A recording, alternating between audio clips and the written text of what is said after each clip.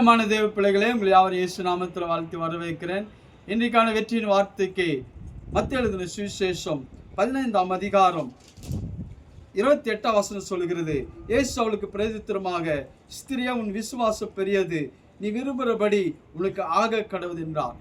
இயேசுடைய வார்த்தைக்கு கீழ்ப்படிந்து அந்த மகளுடைய விசுவாசம் பெரியது, அவளுடைய விசுவாசம் பெரியது தேவனிடத்தில் வந்து இயேசுவிடத்தில் கேட்டுக்கொண்டாள். அதற்கு இயேசு சொன்னார், நீ விரும்புகிறபடி உனக்கு ஆக கடவது. தேவன் நம்முடைய விருப்பத்தின்படி செய்கிற தேவன்.